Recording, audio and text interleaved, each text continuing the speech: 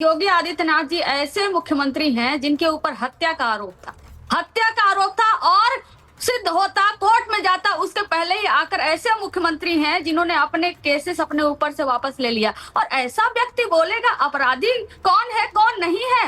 अनंत सिंह से लेकर हुलास पांडे से लेकर आनंद मोहन सिंह के बेटे से लेकर तमाम अपराधियों को टिकट देने वाली एनडीए। ये जी बिल्कुल पूछिए ना। सवाल आपने सुना नहीं? सवाल बिल्कुल सुना। दो सवाल नहीं सुना। सुनिए ना, सुनिए। सवाल क्या है कि बिहार से जाति ही नहीं है, धर्म के नाम पर, जाति के नाम पर हम नौकरी देंगे। क्या मतलब है इसका? समाज को बांटने का काम शुरुआत में कर रहे हो, अभी गांव बसा नहीं। इसका जवाब दीजिए।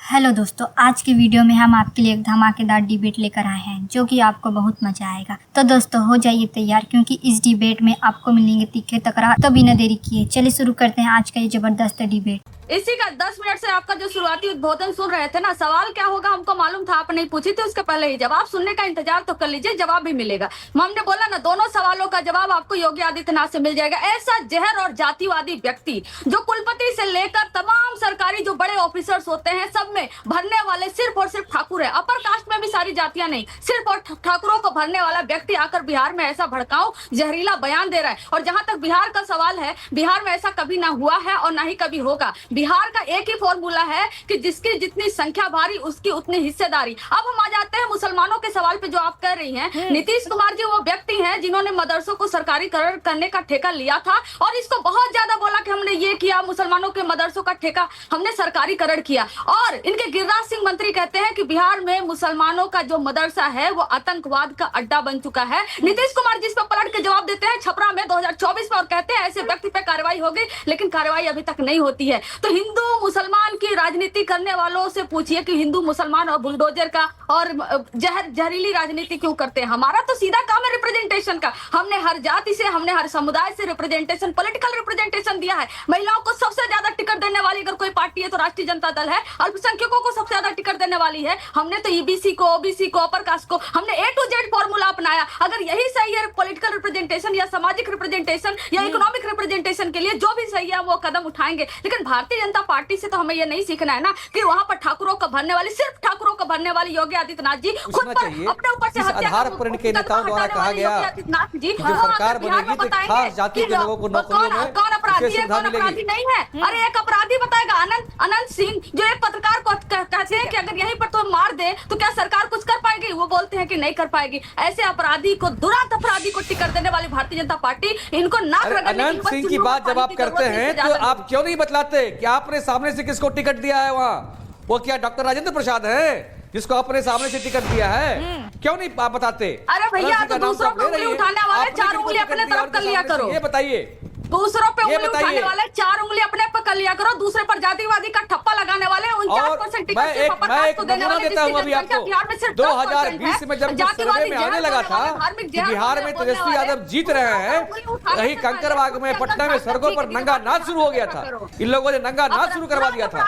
जब भी इनको मौका मिलता है जंगल राज की हार देते हैं। जातियों की राजनीति करने वाले और जातियों में नफरत फैलाने वाले। आपके शासनकाल में कितने जातीय नरसंहार हुए थे, भूल गए क्या? 118 से अधिक जातीय नरसंहार, धार्मिक नरसंहार। वो आज बात कर रहे हैं, उपदेश दे रहे हैं हमें जातियों के ऊपर। अरे हम सबका साथ सबका विकास वाले लोग हैं साहब, सबका साथ सबका विकास, ये हमारा नारा है। जातियों का जहर आपने समाज में घोला है, लालू परिवार ने समाज में घोला है जातियों का जहर।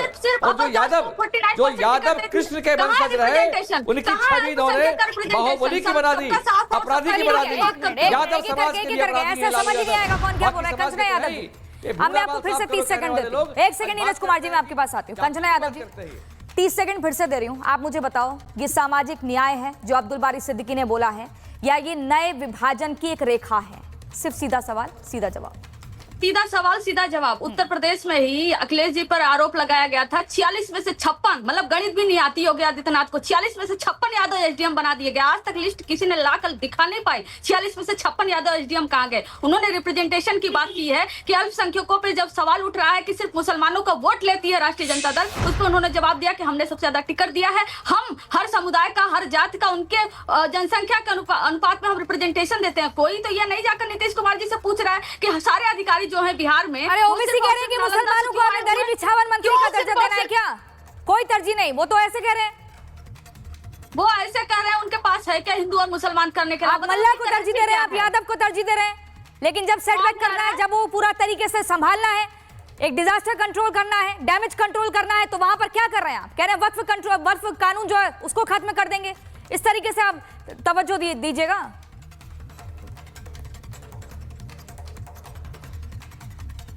नीरज कुमार जी, नीरज कुमार बीजेपी के प्रवक्ता है, नीरज कुमार जी, आरजेडी का ये कहना है कि ओबीसी, ईबीसी और दलितों का सबसे ज्यादा ख्याल अगर रखा है तो वो हमने रखा है, यानी कि आरजेडी ये मानती है, और अगर उनका विकास कर रहे हैं, अगर उनकी हिस्सेदारी ज्यादा है, उनकी दावेदारी ज्यादा है, तो उनका विकास करने का काम कर रहे हैं, उसमें क्या आपत्ति है?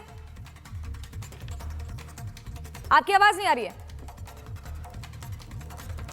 म्यूट म्यूट अनम्यूट कीजिए, अनम्यूट बिहार की आवाज नहीं मेरी आ रही? आ रही, बोलिए बोलिए, अनम्यूट करना। बिहार के किसी भी ओबीसी ईबीसी समाज के लोगों से पूछ लीजिए जाकर के कि सबसे ज्यादा अत्याचार उन पर बिहार में किस जाति के लोगों ने किया, तो आपको मालूम पड़ेगा कि लालू परिवार की जो जाति है उसी जाति ने किया। सब दिन उनको समाज में तबाह करने का काम किया, उनको लूटने का काम किया, उनको शोषण करने का काम किया। दलितों का नरसंहार किसके शासनकाल हुआ करता था साहब?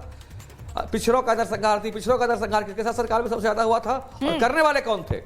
ये एमवाई की बात जरूर करते हैं लालू आरजेडी के लोग, लेकिन आप देखिए इनके मुख्यमंत्री का चेहरा कौन होगा तो वाई जाति से, नेता प्रतिपक्ष विधानसभा कौन होगा तो वाई जाति से, नेता प्रतिपक्ष विधान परिषद कौन होगा तो वाई जाति से, राष्ट्रीय अध्यक्ष कौन होगा वाई जाति से, प्रदेश अध्यक्ष कौन होगा वाई जाति से। एम तो गायब है साहब, एम को इन्होंने बस जूते की तौले रौंद के रखा है इन्होंने, फिर भी बिहार के एम जाति के लोग नहीं समझते। ठीक है, तुष्टीकरण की राजनीति, अनुकृति, वोट बैंक की राजनीति, नहीं बढ़ने दिया राजनीति की पार्टी ने। बोलिए, मुझे 10 सेकंड दीजिए मुझे जवाब। इनको मालूम नहीं है कि हमारे प्रदेश अध्यक्ष जो है मंगनी लाल मंडल जी हैं, जो अति पिछड़ा समाज से आते हैं। उसके पहले जो है जगदानंद बाबू जी थे, वो जो है राजपूत समाज से आते हैं। क्या जानकारी रखते हैं पॉलिटिकल जानकारी? कुछ चलने देते हैं आप लोग, अपराधी समाज से आते हैं कुछ क्या? चलने देते हैं। अभी कांग्रेस के दलित अध्यक्ष है बिहार में, उनको आपने गुंडों ने पीट दिया, एयरपोर्ट पर पीट दिया, एयरपोर्ट पर पीट दिया। शर्म नहीं आती है, शर्म नहीं आती है। अपराधी मैं नहीं बता रहा हूं, मैं कह रहा हूं कि लालू यादव ने अपराधियों की छवि बना दी उनकी, जो यादव कृष्ण के वंशज रहे। आप सुनिए बात को, भ्रम मत फैलाइए। जो यादव कृष्ण के वंशज रहे, उनकी छवि को लालू परिवार के कारण पेश किया जाता है। यह बात यादव परिवार भी समझ रहा है, इसलिए पढ़े लिखे यादव दूर हो रहे हैं। अनुकृति, आप मुझे बताइए, जाति के आधार पर जो नौकरी देने की बात कर रहे हैं यहाँ पर ये महागठबंधन वाले, इस संविधान की भावना के साथ खिलवाड़ नहीं है? मतलब टैलेंट का, योग्यता का कोई वैल्यू नहीं रह गया, बस अगर आप किसी जाति से तो नौकरी ले जाइए। कहाँ योग्यता के वैल्यू देंगे? ये खुद तो 9वीं फेल है। देखिए नीरज कुमार जी, मौका देंगे तभी ना हम लोग बोल पाएंगे। नीरज भाई आप अग्रज हैं, जरा छोटी बहन को भी मौका दे दीजिए नीरज भाई। बोलिए। Thank you. देखिए अभी अब्दुल बारी सिद्दीकी जी बुजुर्ग हैं, नेता हैं, वरिष्ठ, उनके क्यों ये टिप्पणी निकालने की जरूरत पड़ी, क्यों राजनीतिक उन्होंने इस तरह का स्टेटमेंट दिया, इस पे तो बहुत लंबी बहस हो सकती है। वो इस बहस के दायरे से भी बहुत ऊपर की बहस है। असली मुद्दा ये है प्रियंका जी कि जब जातीय जनगणना हुई और हमें मुसलमानों के नंबर्स पता चले तो वो बहुत शॉकिंग थे, क्योंकि हम लोग जातीय जनगणना का सेंसस जब पढ़ रहे थे तो मैक्सिमम लोग ये सोचे थे अच्छा हिंदुओं में कास्ट सिस्टम होता है, इनकी सारी प्रॉब्लम समझ में आएंगी। उससे ज्यादा बड़ी बड़ी बातें मालूम चली कि मुसलमानों में 50% से कम लिटरेसी है और 45% से ऊपर वो बिलो पॉवर्टी लाइन है। पसमानदा मुसलमानों की तो हालत और खराब है, दलितों से भी गैर गुजरी। तो हम लोगों का जो, देखिए मैं जनसुराज के बारे में टीका टिप्पणी बिल्कुल कॉन्फिडेंटली आपको ये कह के बता सकती हूँ कि भाई हम लोगों के इकलौते लीडर है जिन्होंने कहा है कि हमें मुसलमानों की जरूरत सत्ता परिवर्तन के लिए नहीं है, हमें मुसलमानों की जरूरत व्यवस्था परिवर्तन के लिए है। हमको कंधा से कंधा मिला के चलना है आपके साथ, हम लोग जाति धर्म की राजनीति नहीं करेंगे। तो ये सारी बातें हम लोग लगातार बोल रहे हैं और शायद इस डिबेट में मैं बहुत ही आउटसाइडर की तरह फील कर रही हूँ, क्योंकि हमारे पास ये ये झगड़े के मुद्दे या ये इतने ज्यादा विशेष एक दूसरे पे आरोप प्रत्यारोपी नहीं है हमारे पास। हम लोग ईमानदारी से राजनीति करना चाह रहे हैं क्योंकि हम लोग बिहार को अग्रणी राज्यों में देखना चाह रहे हैं। तो अगर बोल रहा है कोई जी, अब इस ईमानदारी शब्द पर उतना भरोसा नहीं हो पाता है, क्योंकि SIR में भी तो ईमानदारी का ही जिक्र कर रहे थे, लेकिन उस पर भी बिहार में जमकर सियासत हुई।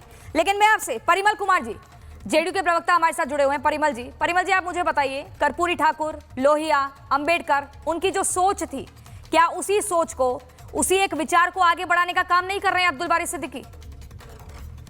देखिए प्रियंका जी, मैं बात कर दूं कि जैसे जो पूरी ठाकुर की बात की या लोहिया की बात की, तो मैं बतला दूं, आदरणीय लालू प्रसाद यादव जी जो किंगपिन रहे चारा घोटाले के और अभी भी IRCTC में